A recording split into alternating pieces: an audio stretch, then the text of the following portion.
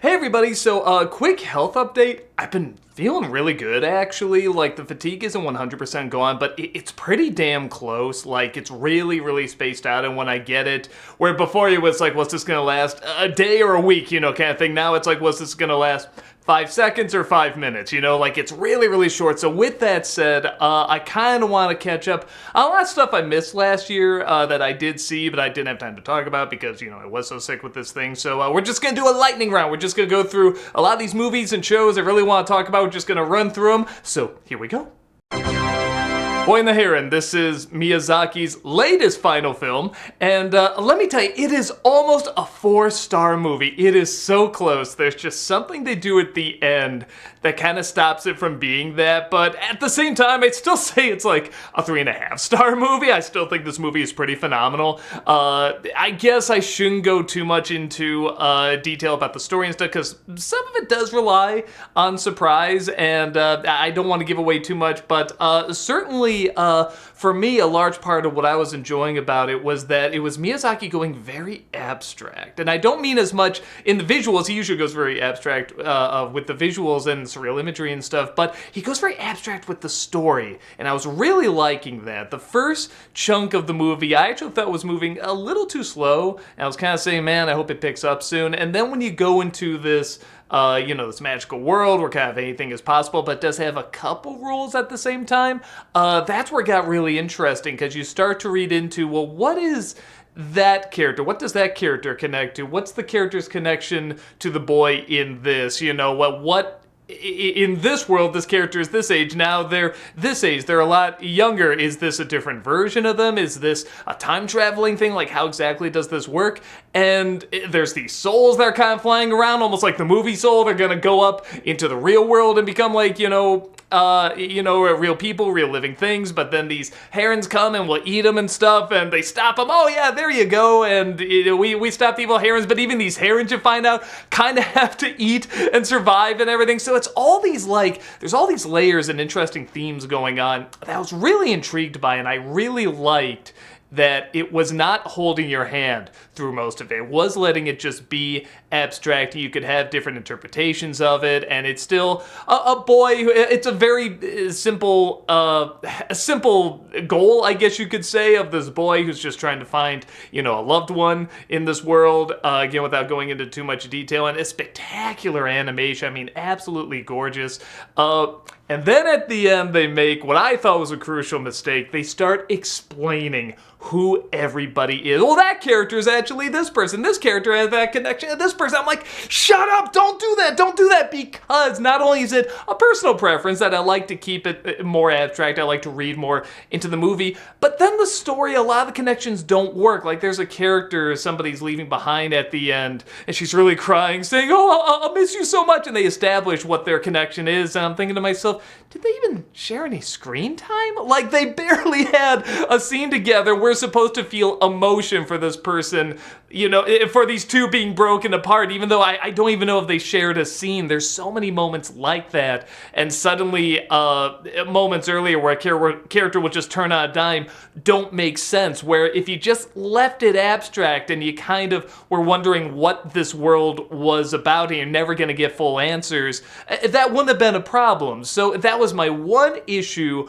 with the movie, and because of that too, it does make the first chunk, the first third, drag out even more, because you are gonna get explanations to who these people are. And that's not all to say there aren't heavy hints in the movie. There certainly are, but it would have been so much better they didn't explain it, because I'm looking at this girl that's following him around. I'm kind of thinking, oh, well, this could be like a family member, or it could be like maybe another version of him that kind of looks similar, and maybe like a female version of him from another life or something like that. Like, there's different ways you could have interpreted it, and then they just say at the end who a lot of these characters are, and I was like, that really ruined a lot for me. But it didn't ruin the movie. It ruined it from being a 4-star movie for me. I still feel like there's other things that aren't explained, I'm glad aren't, and they do tie into the themes and ideas of it. It reminded me a lot of, you ever see the movie Wild Strawberry? It's just this very abstract film that's kind of half reality, half dreams.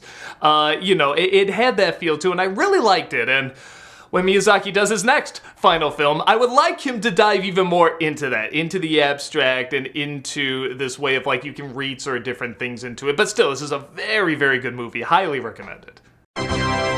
Saltburn is another film that's almost a 4-star movie. I was really, really loving this film, and once again, it's something where it kind of explains too much at the end. It's a movie where, for the most part, I couldn't tell where it was going, except there was something in the back of my head saying, you know, what if it's this? And I'm thinking, nah, the movie wouldn't be that stupid, and it is, but here's the thing about that, is that, again, this movie is so good at creating a world and an atmosphere and an environment. It's the same director who did Promising Young Woman, which is also a very good movie, but it just has like a different tone to it. It definitely kind of has like an old school 70s semi-exploitation vibe, but also kind of like a surreal Kubrickism to it, like a Kubrick comedy almost. And then there's just kind of this different element to it, this different feel to it that's uniquely its own, and I really like that. I like movies that just kind of create their own world that's a little bit of reality. You recognize just enough, but then it's such an exaggeration of something else, like living in this rich world, that it just almost becomes a fantasy world. And that's what this does. And it does such a good job really sort of showing this kid, this college boy, befriending this other college boy and sort of really, becoming friendly with him and seeing kind of his obsession with him and stuff like that, and seeing if he can get him to kind of obsess back, and seeing these other really rich, well-to-do people and their obsessions, or they almost become so obsessed they're bored by him and they shouldn't be, there's so many things going on, but it's kind of beyond just an eat the rich movie, in my opinion. Like I said, it really does create such a bizarre atmosphere that's both really uncomfortable but really funny at the same time. I really, really greatly enjoyed this film. And then, like I said, when you got to the end, it did this thing where it kind of wants to do a Sixth Sense thing where you have to go back and see everything again, which my thought is people are either going to figure it out or they're not going to like it enough that they want to go back and see everything again. And it is so forced, and so many other things do not make sense when you add this twist in there, particularly the main character's interest in the other college boy in this. And I'm just thinking to myself, they try to explain it, but they don't do that great a job. And in my opinion, if you want a perfect 4-star movie, in my opinion, you stop at the scene where he's at the grave at the end. I won't give it away. You'll know the scene I'm talking about. But yeah, I think you can stop there, in my opinion. Like, to me, that's where the 4-star movie ends. And then as it keeps going, it's like, okay, well now, again, it becomes like a 3.5-star movie. But it's still a 3.5-star movie. It's very, very good. I like I said, that the cinematography is gorgeous. I mean, absolutely beautiful. I kind of like that I always forget the exact aspect ratio of it, but the square, the TV, made-for-TV version of it, or old school TV, it's kind of coming back. We saw it in The Lighthouse, and we saw it here, and I like widescreen. I'm shooting in widescreen. Obviously, I like widescreen, but there is something to that aspect ratio where you do have to frame things differently, and it is very appealing to look at when it's shot very well, and this is shot very, very well. I like the performances. I like the writing. I like, for the most part, I didn't know where it was going until I did know where it was going at the end, which that was a bit of a letdown, but it wasn't enough to ruin the movie. I really, really enjoyed this. Animaniacs, the reboot, finished up its third season, finished up its run. Unintentionally, they make it very clear at the end they did not want to finish and they wanted another season, but, all the advertising is saying the final season of Animaniacs, so I guess that's it. I guess that's a wrap. I'll talk about the third season first, and then I'll talk about just what I think of it as a whole real quick. I liked it. I like this reboot whenever it tries to go really surreal and really odd. I think that's the one thing it adds that's the one thing it has over the original, is that it will just go weird, and the animation will go weird, and it will just go so bizarre, like Ren and Stimpy odd weird, but then it'll also come back to the traditional jokes we expect from Animaniacs, like the clever wordplay and stuff like that. I like when they experiment on this show. One of the things they do is that, they have a thing where they talk about characters that, they haven't brought in, because they downsized a lot of the characters on this, so the show ones that, they were going to do. and didn't. I mean, like I said, that's the weird, surreal stuff that's really great. But the wordplay is still really good, and the voice acting and everything is still very, very good. The animation is very good.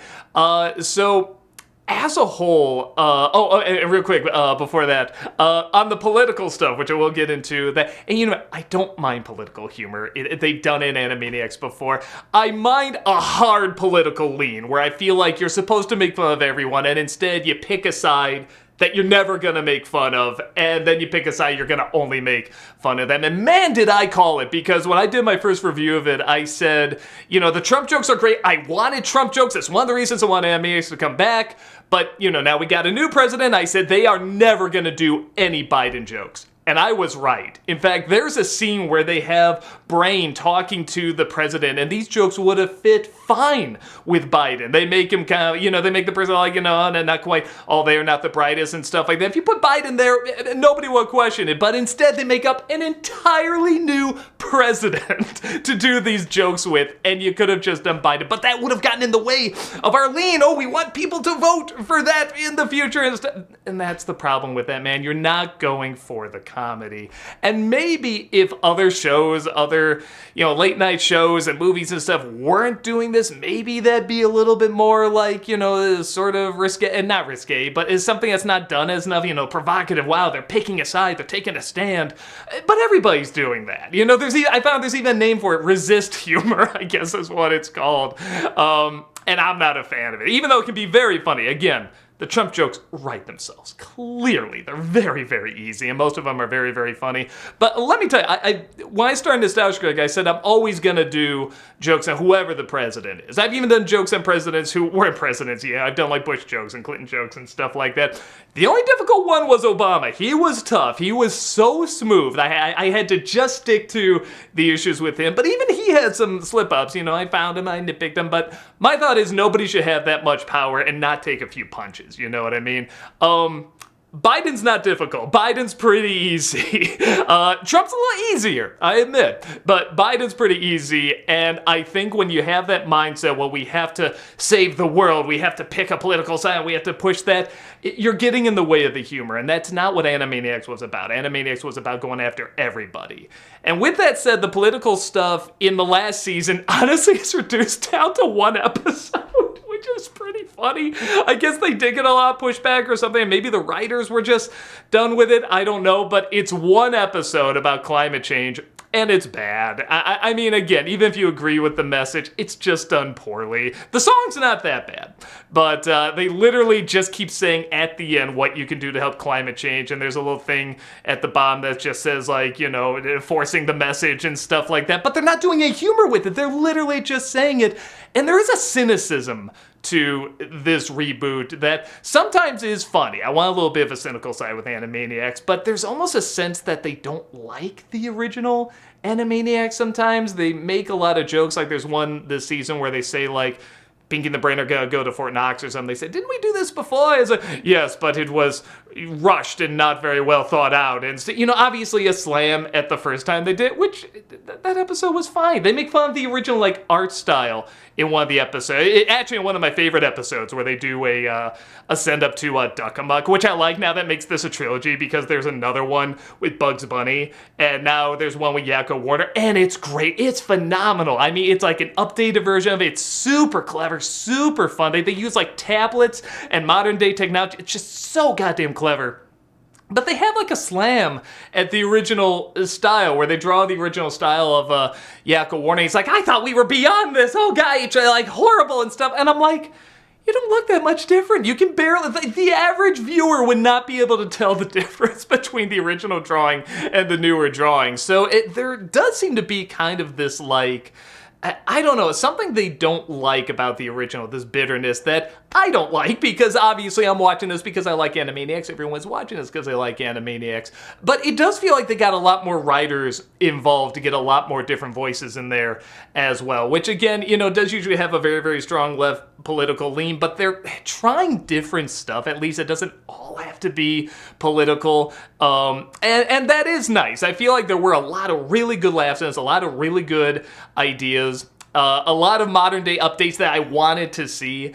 And overall, I thought the reboot was okay, going by the whole thing. I really did want to see more characters, brought in. I mean, I don't know why it had to be left to just the Warners and Pinky and the Brain. I think when you do that, you also kind of start to get tired of them too. That's why it was so smart to have it a variety show originally. Just create new characters. That's fine. I don't need everybody back. I would have liked Slappy back, but I don't need everybody else back. I like them, but if their time is done, that's fine. Create some new characters. I don't know why they didn't do that, but I still thought the writing was smart enough. The animation was very well done. The comedy, was good. Like I said, I have issues with it, like I think any Animaniacs fan is going to have issues with it, but I did like it. It was nice to see it again. It was nice to see this new talent come in and try to take, if you want to take a different direction, fair enough. I just think it's the direction everybody's been doing, you know what I mean? But it was still done in a very, very funny way, and overall I enjoyed it. Disenchantment also finished up its run. And man, what a decent run when you think about it. I know Futurama constantly had to fight to get more seasons. The Critic, got taken out, twice. So I feel bad a lot of these sort of Matt Groening spin-off shows don't always get the love they should, but they usually find a way to work around there and stick around and stuff like that. And Disenchantment is almost a great show. I feel like that's like the theme of this whole video. It's almost great. I feel like it never quite goes all the way with something, with either really committing to it being like a continuing story or just a straight up comedy. And a part of that is fine. It's when it does go more episodic, I feel like every season has a missing piece of the puzzle. Like some will stay episodic, but it'll be really funny. Other times they'll do this long story that's really, kind of focused on the world and the characters, but it won't be that funny. It's very rare that you get both equaled out perfectly, but when you do, or even when you don't, if the story of characters is really good, that's great. If the humor is really good, that's great. So it did work out okay. Overall, I think the reaction everyone had to the finale is like, it was good, and I agree. I think it's good. It was nice to see it wrap up. It's funny because there's a weird thing in the show that started to give me the creeps, and I kind of started laughing how creepy it was. So there's pretty much like this decapitated version of Bean walking around for like several episodes. I can't talk or anything. It's literally just walking around kind of like a zombie.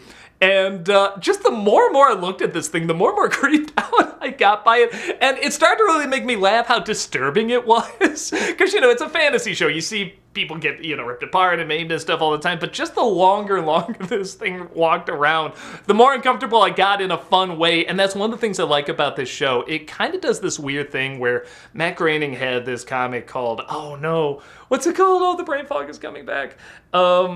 It had the bunnies in it and everything. I think it has something to do with hell. I think it's like Welcome to Hell or something like that. Oh, I don't know. Hopefully I'll remember it and put it somewhere in here. But anyway, type in Matt Groening bunnies, hell, you'll get it. Anyway, but and it was a very strange type of humor. It wasn't something like Simpsons where everything was all satire, all very spelled out.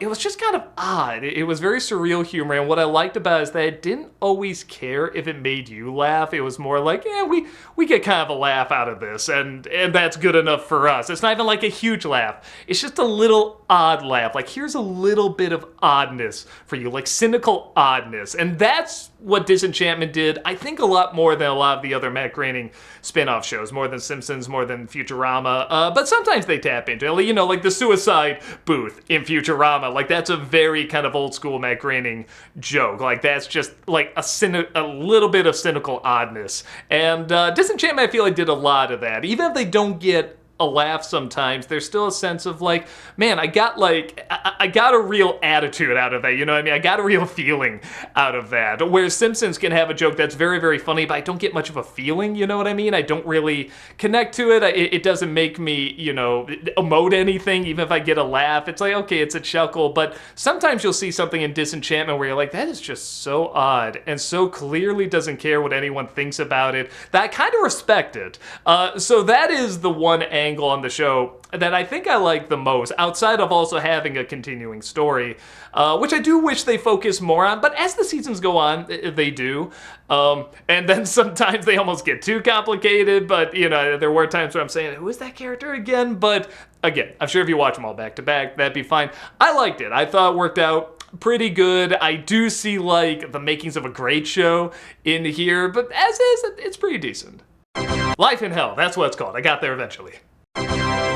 This is a Netflix movie that we kind of watched on a lark. I'm not a big Julia Roberts fan, but you know, it's Netflix. They usually make good movies, so we figure give it a shot. I didn't think this film was very good. Netflix has a weird thing of trying to do these, I don't know, like beginning of the apocalypse in suburbia in a surreal world, surreal environment thing going on. I feel like I've seen a couple movies from them like that. This is their latest one, and yeah, to their credit, some of the you know, acting is good. Ethan Hawke is good at, I'm blanking her name, but from Industry, she's very, very good. But yeah, it's one of those movies where it's very easy to pick up what it's doing early on, and as soon as you pick it up, there's no reason to watch the rest of the film. Roberts is not very good. She's not very convincing. Like I said, I'm not the biggest fan of her, but she can be good and stuff, you know, like, I don't know, Ocean's 11's okay. You know, there's one or two things she's okay in. But yeah, she's not convincing in this. And the style of the movie is really trying to push, it's what are we trying to say style, but it's very obvious what they're trying to say, and it's not particularly gripping or interesting to a point where it's kind of comical. The only scene that really got me saying, what the hell is going on, is there's a scene where Ethan Hawke is driving and this plane is driving over, or drone or something, it's dropping something red on them. And I guess I won't give away what that is, but I was like, what the hell is that? And when you finally see what it is, again, you can put together what it is. It's so obvious. It also, once again, sort of explains stuff that it shouldn't. Like, there's a big question about whether or not these people return to their home are, in fact, returning to their home. Do they own this place? Because, you know, some things about it are a little suspicious, a little odd, but there's odd things going on in the world. So, you know, maybe it is, you know, legit and everything. And they answer it pretty early on, and I'm thinking, you shouldn't have told us that. So many movies are explaining too much, and it's so funny because I made jokes before about, you know, explain, you know, like whatever, Quest for Camelot and stuff, but the old Nostalgia Critic review, but I'm like, no, and now I want less explained. If you're gonna do a movie like this, really leave it abstract, really leave it open, and even taking that out of it, like I said, it's very, you can figure it out really quick. Only about, like I said, half the acting's good. The other half, it really, I thought was kind of lacking and very obvious and just felt like a performance, where other times it really feels like these are real people, and it just, the two it don't gel. So I wasn't a particular fan of it. I know a lot of critics liked it, but I didn't particularly get into it. Bottoms. A lot of people asked me to review this movie. They're saying it's really, really funny. I gotta say, when I saw the trailer, I was saying to myself, man, this is either gonna be really funny or really bad. I could see it backfiring very easy. It is very, very funny. There is one scene in the movie that drives me nuts, and you can guess what it is. It is a liar reveal story, and when it gets to the part where the liars reveal, they take it so seriously, and they act like, well, we're the first movie. Why does every liar reveal story act like they're the first ones to do this? That's what I don't get. You can do the story, just still be funny. And this movie is very, very funny. It has very much a Wet Hot American Summer feel to it, where it just goes so surreal and bizarre, and sometimes it'll just break the mold of the storytelling just because it can, and I love that. And the jokes were very, very good. The acting was very, very good. And then when it gets to this part where the liar is revealed, it just goes so serious. Like, no, this is important. This movie's about something. I'm like, shut up. No, you're not. You were about something when you weren't trying to be about something. You know what I mean? When you're actually trying to have, like, you know, a point. Let's really, let's dive into the real heart of these characters, the real drama of these characters with this story that's been done since, like, the beginning of movies. And you're not going to add anything new to it. I hate that. I despise it. Just, you know, put my, you know, fist in my mouth there. I hate it so much. But man, when it's funny, it is so goddamn funny. And I also really like, too, that this is about two gay girls in high school, and they don't get together. They're not a couple. And I was thinking, like, have I seen that before? In something where there's two gay, particularly young gay characters, and they don't end up, they don't even end up dating.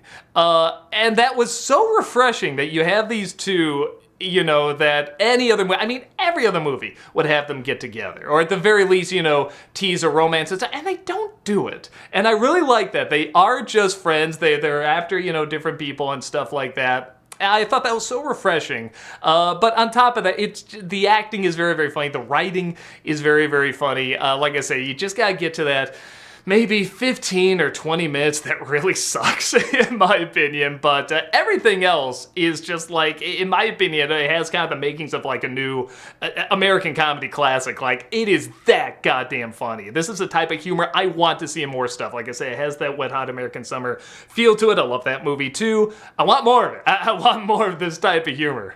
Castlevania Nocturne is also beginning here. Hopefully we're gonna get more of it, because I like the hell out of this. And I tell you, I really liked Castlevania the show a lot, but it is one of those shows, it's kind of like Game of Thrones, where you can cut out a lot. It does feel like there's kind of a lot of filler, and when you see where it's all going, it's like, okay, do we need to focus that much on this character, whatever? It would cut to things it wasn't bad, I just wasn't always interested in. Where here, every character it cuts to, I was interested in. Like, I was so excited to see what was gonna happen next with each character. And of course, this phenomenal animation and design to it. Every character had like these layers to them, and they were interesting, they were charming, they were very well acted. The voice acting in this is just phenomenal. The only issue I had is that the big baddie in it, this vampire queen that comes in, I thought she was a little dull. She gets a little cool near the end, it's sort of during the big final fight, but I thought she was pretty boring. I thought like the other one, the black one, she should have been the vampire queen, man. Like, she was freaking cool. But this whole show, I really like how it would just, I don't know, the original show did this too, where it would dive into all this unpleasantness of the history of the time period. And this one does it too, in a way where it just makes it even more uncomfortable and even more hardcore, but it doesn't feel inappropriate. I mean, it's like, it is funny because it's Castlevania and it's a story with vampires and stuff like that, but man, when it takes itself seriously, it has the goods, it has the juice, it has the sauce, it has the nuts, it has it all, man. So yeah, I was very, very impressed with how this was done, how invested I was just the whole way through. It looks like they're building up another season. I'm very, very excited for another one, because like I said, I really enjoyed the original a great deal, but I loved this first season. I can't wait to see more. We also have a reboot of Tiny Toons. I am, a Tiny Toons. This is from Tiny Toons, if you didn't know. I liked it, even though I do acknowledge it is more the kid version of Animaniacs, where Animaniacs was kind of half and half, and then Freakazoid was kind of more for adults.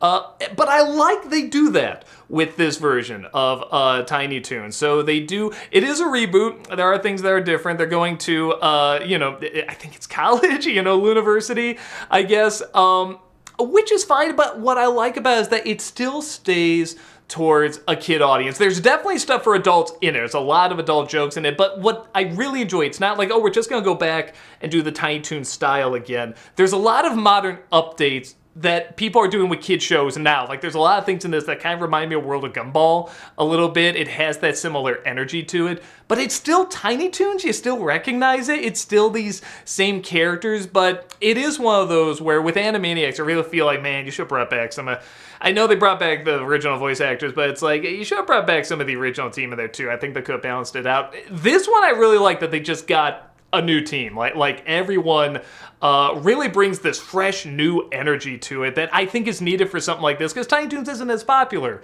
as Animaniacs. People know about it, but it's not nearly as popular. So I think bringing in that new energy really, really helped. I thought it was really delightful. I thought it was really funny. It was bright and colorful. It was inventive. I like when they try to get across a lesson. It's not... A lot of it is done very organically. There's a really great one where Hampton is trying to figure out how to make people laugh, it's like his final or the big thing in this class, and he doesn't know how to make people laugh, and he just starts panicking, and finally he just breaks down crying, and the crying gets so big it fills up the whole, auditorium and stuff like that, and everyone is, just drowning in his tears and stuff like that, and he aces it, because they say comedy is based on misery, and the misery was so big and so exaggerated that, he gets an A. That's really clever. That's a great lesson on comedy, and it's a great lesson in the story to show, like, a lot of times when you're panicking and stuff like that, that's where you can find something in you that can really, really, pull out something great. And it may not panicking, but, you can, resilience, when you have something to confront, when you have something to get through, that's a lot of times when you're your strongest. And that's just two great lessons right there in an episode, and it just felt so organic and so natural. So, yeah, there are times where it goes maybe a little too hyper. I think that's the adult in me now, but I think kids would absolutely love it. I dug it a great deal. I thought it was very enjoyable. If you're a Tiny Toons fan, or even, I don't know, maybe you've never seen it, but you got kids and you just want to show them a cute, funny little show, I think they dig this. Praise Petey. I'm going to talk really fast about this one. This is a show that I saw the trailer for. I thought it looked pretty funny. I guess got a lot of hate because it was on ABC Family, or was it New Form? Now, I don't know. But this is clearly an adult show. And when I was reading the comments, they were so upset they were getting an adult show, which is really weird. But maybe there's something else to it. I don't know. I could completely be missing it, but this show is funny. This show is very, very funny. The setup alone is hilarious. It's this kind of ditzy, she was either a businesswoman or a secretary or something like that, and she wants to prove herself, but she's never been out kind of in the real world, but she wants to have her own business and stuff. Her father passes away and leaves her his cult. What an already great idea. I love this idea. And it has a lot of good people come in, like Greg Daniels, who's done a lot of great stuff in animation and stuff like that. And the cult is very, very funny. The main character is very, very funny. There's a lot. I like this show will go dark. It will go mean. It literally, the first episode has them sacrificing. I won't give away who it is.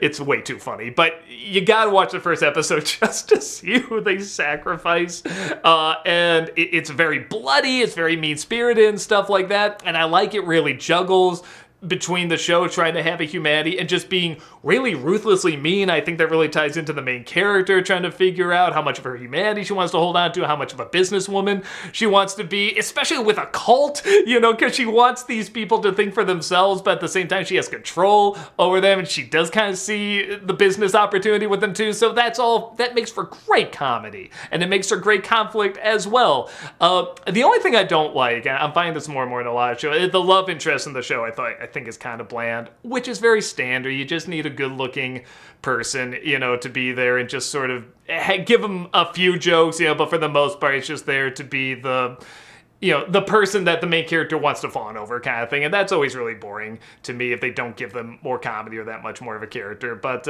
everyone else, all the characters I think are very well defined. They're very funny. The setups are very funny. I don't know. I did not understand personally the hate that the show was getting in the comments and stuff like that in terms of just the trailer and everything. Though I did see more and more of the comments saying, I watched this show. It's pretty funny. Yeah, I don't know. This is actually pretty well written and everything. So I greatly enjoyed it. If you've seen it, let me know your thoughts. And let me know if you know why it got so much backlash. Because like I said, I legit didn't follow it. But maybe I'm missing something. Maybe it did. Maybe kill people while making the show. I don't know. But let me know your thoughts on it.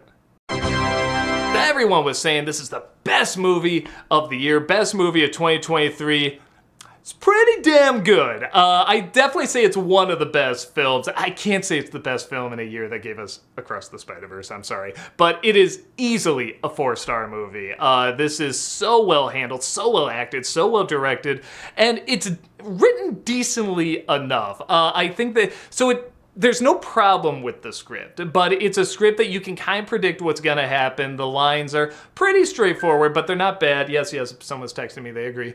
But it's one of those movies where everything really does rely on the acting and the directing. This is, the same team that brought us Sideways. It has that Sideways feel to it, and I mean that in, the best way, that it really feels like a world you can kind of live in. It does feel a lot like reality. Like when someone will just walk into a room and start a conversation, it just really feels like it's something you would just see nowadays, or maybe you would walk into a room, maybe you would say the same thing. It really creates this great environment where it just feels very breathable. And I know that sounds strange. Well, yeah, it's with real people, it's shot in real places, what the hell? But it's like, there is this artificialness to movies that a lot of times I don't have a problem with if it really embraces it. Like I said, a lot of these I've said I like it creates a surreal world, a world to get away from real life sometimes. But other times you just really want to focus on the stuff that's really interesting about life in an interesting way, in a very realistic way. And I think this film, with its acting and with its directing, really, really does it. The writing's just good enough. But honestly, in my opinion, I'll probably get backlash for this, but I wasn't a big fan of Dead Poets Society, and I know to a lot of people that's like their big eye-opening movie, where it's like, that's like, they're seeing life for what it is, the beauty of it and stuff, and I just didn't see that at all. Even as a kid, I didn't get into it. I thought it was manipulative. I thought the way they wrapped stuff up and deal with certain issues at the end was just not well handled, and the comedy in it felt very forced, and nothing felt organic in it. It just felt like a Robin Williams, an inspiring teacher movie, the ultimate generic inspiring teacher movie that's trying to be edgy at the end, and in my opinion, really fails. You stand on your desk, you're conforming, guys. I'm sorry, he said don't conform, and you didn't. But anyway, okay, I'm really getting sidetracked here. When people ask, well, what did you expect out of it? This is what I expected. This is dealing with the same ideas, the same themes, and I think it's handled so much more maturely and in a way that does not feel manipulative. And these people just feel so real. And, and what's so great about it, too, is that they feel so real, but then it's also combining it with sort of classic elements. Like, I almost get like a little bit of Christmas Carol out of it. Giamatti's almost a little bit like Scrooge in it. And then the main kid is almost like a younger Scrooge, like he's gonna grow up into a Scrooge. And they both, in a way, kind of want to save each other without even knowing that's what they want to do. It is just so organically worked in. And in my opinion, the sacrifice at the end of this is just so much stronger than like the sacrifice at the end of Dead Poets Society, where again, I feel like they're dealing with a subject matter that I just didn't feel like it didn't feel like it was built up to properly. It didn't, I didn't feel like why this character did this and everything. Where everything in this movie, I felt why that person did that, and it never felt like, oh, that's a movie moment. It all felt genuine and real. Even the goodbye at the end, without going into too much detail, feels very real, where some people will say, what stuff is meant, but then it's also like, but whatever, bye. And I mean, it's just sort of a whatever moment too. Lost in Translation kind of did something like that too, or tapped into that, I should say.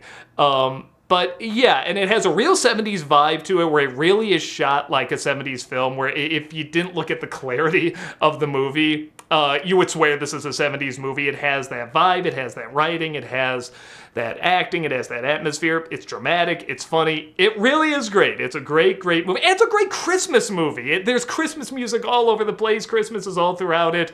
So obviously I'm really, really gonna enjoy that. Alright, so this is kind of embarrassing. I finished up the video. You can tell I even shaved the beard. I went to film the NC today, and I just did a Q&A stream, and the lighting's different, everything's different, and somebody on the stream asked me what I thought about live-action One Piece. I was like, that's like part of the reason I made this video, and I was thinking about this video because I wanted to talk about One Piece, and I forgot. It completely slipped my mind. So this is a very last-minute thrown-in review of One Piece. I'm sorry everything looks different. I'm sorry I'm kind of half beardless, but I gotta talk about live-action One Piece because, god damn, I love the shit out of this. I do not know anything about the anime, except that it goes on for 1 million episodes, and people that watch it absolutely love it. Now I really want to check it out. I really want to see this anime. And what's interesting, because I think this will serve as kind of a half my thoughts on the new Avatar trailer coming, that just came out, the Avatar show, Last Airbender, which looks good. But I was saying that it's interesting how, because we have so much media now, so many shows, so many movies, so much all this stuff, we are getting overexposure to a lot of things, and watching that preview for Avatar Last Airbender, it looks totally fine. Man, like 5 years ago I would be excited as hell, but I feel like we're just getting so much stuff and so much CG and so many things that, unless it's drawn, in my opinion, or anime, I guess you could say CGI too, it's not going to stand out as much unless it's really doing something different and something really unique. That's not to say the show's going to be bad. I'm hoping the show is good. It didn't even look bad. It just looks like stuff we've seen a million times now, though. That's the thing. And I'm saying this with One Piece because I feel like a lot of shows, I mean, sadly, or maybe it's a good thing, I don't know, they have to try harder now in order to stand out because we are just bombarded by so much. Like, something that's okay or even good, it's not really good enough nowadays. It has to, at the very least, be great in order for it to really stand out. One Piece is great, and not only is it, you know, an engaging story and has a great act, I mean, just charming as hell actors, but its visual style, I mean, I know enough about One Piece, the show, the anime, to know that this is not an easy show to adapt into live action. I can't believe how well they do it. You know, it starts off with the opening showing, you know, the sort of backstory of the One Piece and the guy that hit it and stuff like that. And the first thing it shows after that, after it shows the title and everything, but I love that the title changes every single time too. It's so great. It has such a visual identity, is that you see this ship that's like half heart, half swan, half pirate ship, and it is just the funniest, craziest thing I could see. I immediately want to know who the hell's on that ship. What is the story behind that ship? And every world is like that. It is a wonderful mix of CG sets and live action sets where you can just tell so much detail and so much creativity went into it. And you can, I mean, part of that is obviously it's coming from a show that had these amazing designs. And maybe that's the thing about why animation kind of stands out more to me, because if you can draw it, it can exist. Or I guess if you can program it, you know, with CGI, you know, it can exist too. But again, with CGI, because a lot of it is supposed to look realistic, I feel like you do have to try a little harder, where with line work, I mean, God, you can just draw any kind of strange line or any kind of strange imagery and you can make it look interesting, where with CGI, there's always kind of like it has to look realistic thing. It kind of has that advantage and disadvantage to it. And One Piece really utilizes that, though, where it's a world where I appreciate when they do make these sets and these costumes and the makeup and stuff like that. And it just goes for broke. It is unapologetic about what it is, the world it lives in. It doesn't care if it gets your attention or not, or if it's like popular or cool, whatever. It just wants to be its own thing, and it is having such a good time doing it. It's at least giving the impression that it's having such a good time.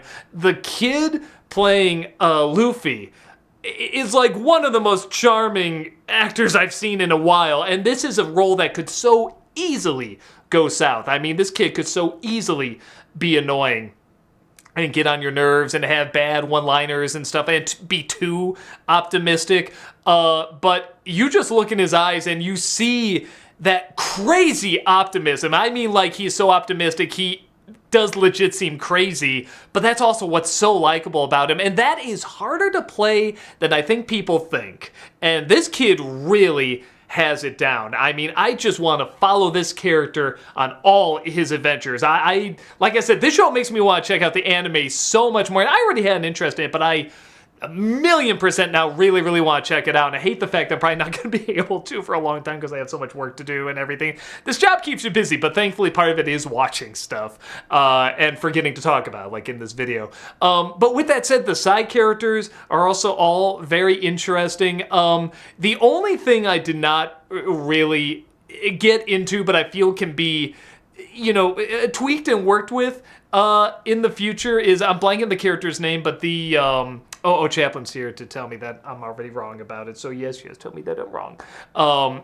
Is that the clown character? I didn't get too much into his performance that much, but it's something where I feel like in season 2, I bet he's going to hammer it out. I don't know, something about the timing, both the comedic timing and the intimidation of the character, I just wasn't buying. I didn't find him very intimidating or that funny. But again, the writing's not bad. It's just the performance, but it's not so bad that I'm like, oh, get rid of it. But I think he can turn around by the second season. I think he just needs to be a little bit more comfortable in the skin of the character, and he'll figure it out. But aside from that, every character I want to know the story of. Every world I want to know the backstory of. And I guess I can see why the anime is like 1 million episodes, because it sounds like this guy likes going into the backstory of these worlds. And you can see why every one of them is just so rich in detail and imagination and comedy, but also drama as well. I love when the drama sort of very organically works in with the comedy and the surrealness of this world. The character, I think the point where I said this is probably like might be my favorite show that came out in 2023 is this bad guy he's like the big assassin. You call in when you want something done. You want this motherfucker taken out kind of thing. He has this gigantic, I mean laughably large sword, and he just swings it and literally the ship splits in half. I howled with laughter. I love it when something can make me laugh out loud, because I do laugh at things. I like laughing at a good comedy and stuff like that, but it's not often I laugh very hard, and I love it when something can make me howl with laughter. I love it when I have to rewind something. It's that funny, and that was one of those scenes. And the fight that came after that, with the Zoro character and stuff like that, was so good. And I mean, the fact this guy got out like this small sword, and you're immediately thinking, okay, I want to see how this guy fights with this teeny tiny sword, because the character can do it, but how are they going to show that visually?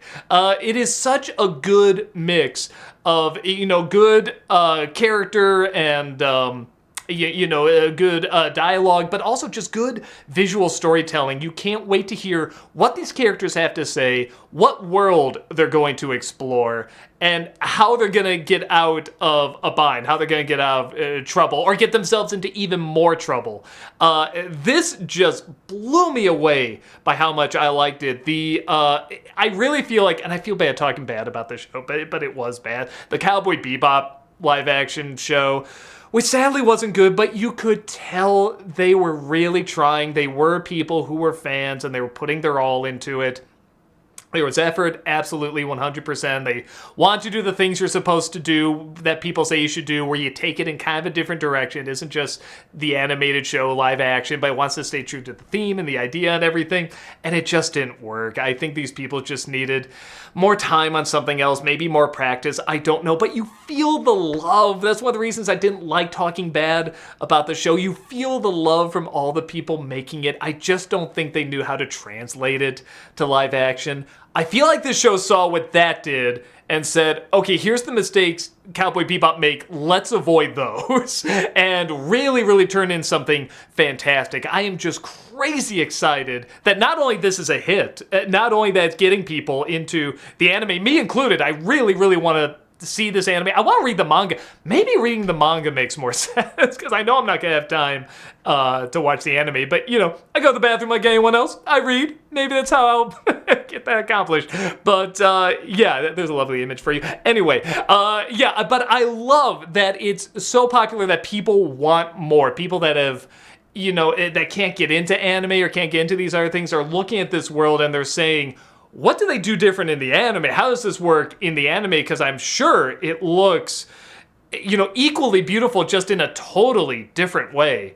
And I know they had to condense some stuff too. As someone that has not seen the anime, I never thought, oh, well, that could have been explored more. That could have been trimmed out. Everything felt the proper length it should.